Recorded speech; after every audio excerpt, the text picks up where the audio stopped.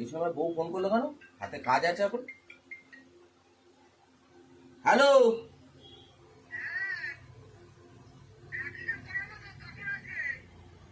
এই কেন করেছে? রাখি পড়াবে মানে?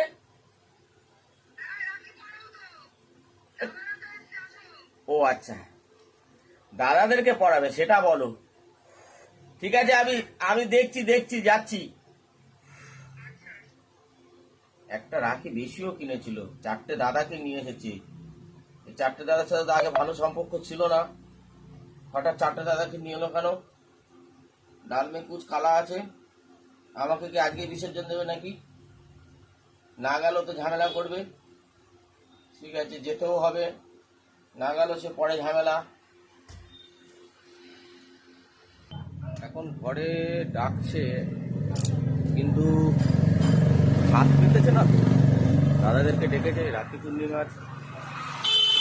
একটা রাখি তো বেশি কিনেছে, মাথায় কিছুতে ঢুকছে না।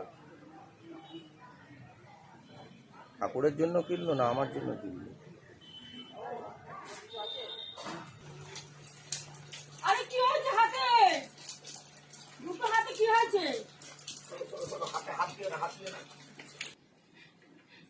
তোমার দাদারা চলে গেছে? রাখি পড়তে এসেছিল, দাদারা চলে গেছে কেন বলো তো? না? রাখি পড়বে বলছিল না? তোমার তো দুটো হাতে তোমার চলে আরে গেছে। আগে বলো না, তোমার দাদারা চলে গেছে?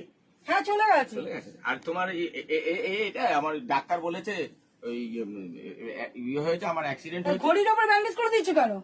ঘড়ির কিরকম ওপরে ডাক্তার ঘড়ির ওপর ব্যান্ডেজ করেছে?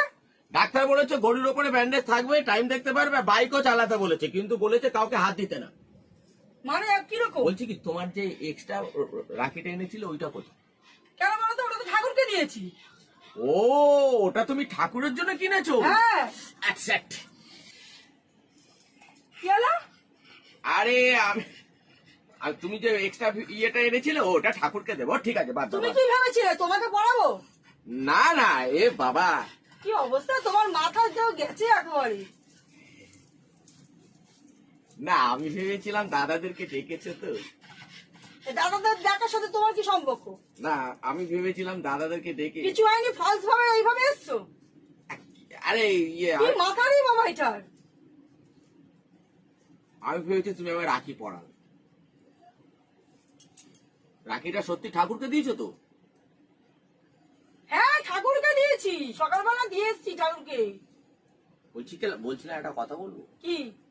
বলছি ওখান থেকে নিয়ে এসে আবার আমায় পড়ানোর মতলব নেই তো?